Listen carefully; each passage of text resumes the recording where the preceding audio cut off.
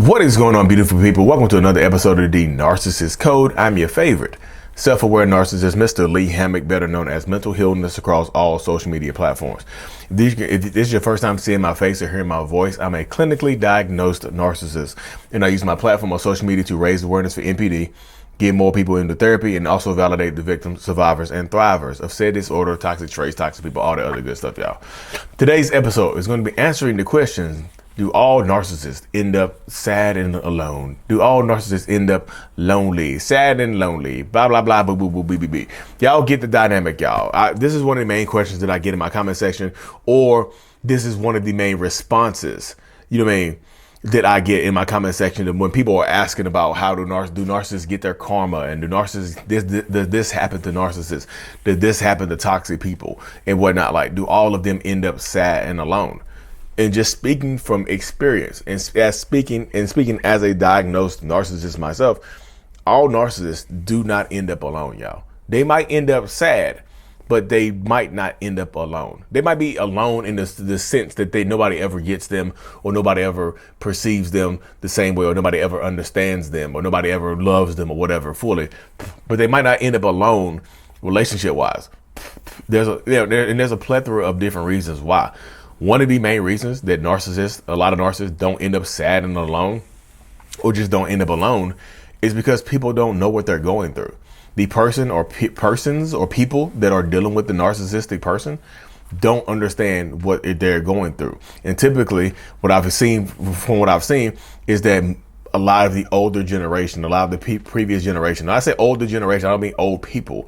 I mean the older generation that were getting married in the 80s and 90s and before that. You see what I'm saying? Well, you didn't understand who you were dealing with, what was going on. You just thought this was the person.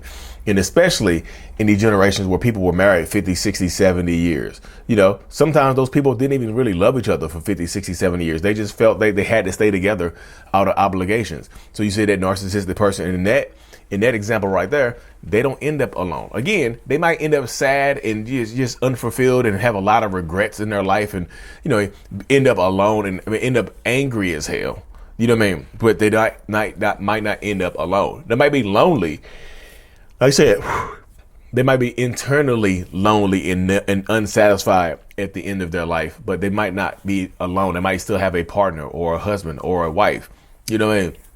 Or kids that feel like they have kids that feel like they're obligated to them, or grandkids that feel like they're obligated to them and whatnot. Like, I can't cut my grandpa off because he has nobody else. Everybody else has cut him off except for me. I can't cut my mom off because she has nobody else but me. I can't do this. I can't do that. You know what I mean? And that person doesn't end up alone. I mean, they might end up sad as hell at the end of their life, but they don't end up alone. You see what I'm saying? Because a lot of people don't understand what they are dealing with. So many people nowadays are waking up to what are waking up to, are waking up to what they're going through. So many people, when I talk to people that have been married 20, 30, 40 years, that just now are waking up and understanding what they've been going through. You know, had they not, and then they chose to leave and possibly spend the rest of their life by themselves and happy, as opposed to spending their life in a toxic relationship. You know what I mean? Because they didn't understand what they were going through. They didn't understand what they were dealing with. Now they know. Now the information is presented in front of them, and they make conscientious decisions whether they want to leave or they want to stay. Some people stay out of obligation. Even if you wake up to narcissist, toxic abuse, or whatever, even if you wake up to this stuff, it is still, even if you wake up to it, some people still decide to stay because you feel obligated, or you feel like you don't want to be alone. So you rather sit in this toxic relationship because you yourself have a fear of being alone. Like, you don't want to be alone. You're trauma bonded. The Stockholm syndrome has kicked in, where you're bonded to your abuser. This has been going on for 10, 20, 30, 40 years. So you feel like, oh, this is normal now. I've dealt with it this long. What's a few more years? You see what I'm saying? So some people don't leave the narcissist because they themselves don't want to be alone. They have a fear of being alone. They might be older and whatnot, and the kids are not around anymore. The grandkids are not around. Friends and family have distanced themselves and whatnot. And the only person you have left is this toxic narcissistic person. So sometimes that's the only person you have left. That's the person you turn to. You know what I mean? And that happens quite a bit, y'all. And that's me being realistic. That happens quite a bit to a lot of people. They find out what they're going through and what they're dealing with, and they still decide to stay. You know what I mean? And that's, like I said, again, That's just literally how it goes. A lot of people get into these situations where they're dealing with narcissistic people for longer periods of time, and they, you're like, well, I'm going to stay. I'm not going to leave. This is what's going on. This is what's going to happen. Fear, obligation, guilt. Sometimes they'll say that narcissistic person will keep you in this long-term relationship. Where, like I said, just me and a lot of narcissists, y'all. I'm just tell you this right here. A lot of narcissists do have a fear of being alone.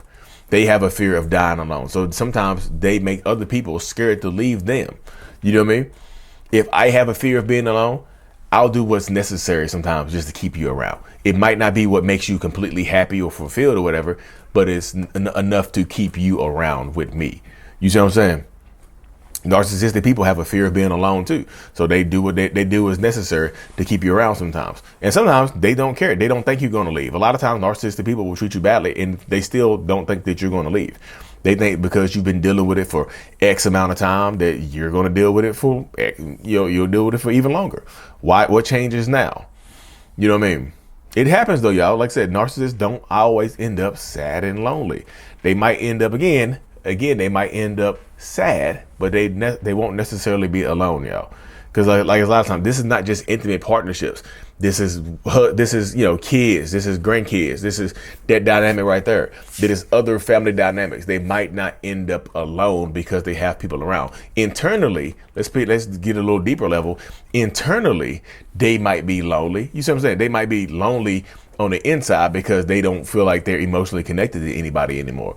Even their wife or husband, even their kids. They might feel like they're lonely on the inside because of this dynamic right here. So they end up sad and lonely in that aspect because a lot of narcissists cannot truly be happy. So they might end up sad and lonely because they don't connect to people like that. There's an emotional, they might not be physically. So if you want to take it to this level right here, they might not be physically lonely, but they end up sad and emotionally lonely. You see what I'm saying? They might not be alone physically, but they probably be alone emotionally at the end. You know what I mean? And that's what they tell people. Just like, don't focus on how that narcissist is going to end up. I just feel like you have to focus on you and your own healing, because like this is the response to a lot of comments I get. Hey, don't worry about it. They're going to get their karma. They're going to end up sad and alone. Nobody else is going to want them. Some people end up wanting them, y'all, because again, other people have this fear of growing old and being alone. So they go with this toxic person, even if the toxic person is treating other people horribly around them. You know what I mean? So it's a whole different animal, y'all. It just is. And this is how it works out a lot of times. It's a whole completely different animal. But you don't, like say, you have to worry about you. You have to worry about how you're going to end up. You have to worry about how you're going to deal with this. You got to worry about how you're going to grow. Do you want to stay with this person? You want to stay around your mom or your dad who's treating you horribly, who's making you feel like you didn't do enough when you're growing up, who made you feel like you're not doing enough, just overall in general? Do you want to stay around that person? So you have a lot of decisions to make when you're coming up. You're dealing with narcissistic people. You know what I mean? This episode not gonna be long, y'all. This is like I said, I just wanted to get this out of my system because a lot of people think they're gonna be being sad and physically lonely, like the narcissist is gonna be in a house by themselves, like staring out the window. You ever see the movie Monster House? Like the dude, just get off my lawn, y'all. All narcissists don't end up like that, y'all. Some people, like I said, they have another person sitting on that rocking chair with them. And it's miserable, and no, narcissists do not get better with age. A lot of them tend to get worse and get angrier and more bitter as they get older, because why do I have to get old? Why do my looks have to fade? You see what I'm saying? That is a fear of a lot of narcissistic people, that they're going to get old and decrepit and nobody's going to look at them the same anymore. So that is an abject fear. Anyways, y'all, new announcement. If you don't know already, if you're in the Orlando, Florida area, we're doing our second big workshop. Our second big in-person workshop is coming up in Orlando, Florida on May the 20th. There's going to be a link in my description or whatever. You can get to it and whatnot. It's going to be me, Raw Motivations, and Catherine Kleiss. We're doing a live in-person narcissistic abuse self-love journey workshop. Healing from narcissistic abuse and developing more self-love. The link is going to be in the description, y'all. It's May the 20th in person. It's like an 8-9 hour workshop. Lunch serves, merchandise, all types of stuff. It's going to be intense, literally. So the link is going to be in the description for that. It's limited to 25 people. We rented out this big hotel space in Orlando. It's going to be an amazing event, y'all. It's going to be great. We're planning for it right now. May the 20th. Shoot me an email if you want more details. I can send you the website or whatever, but the link is in the description. Only 25 people max.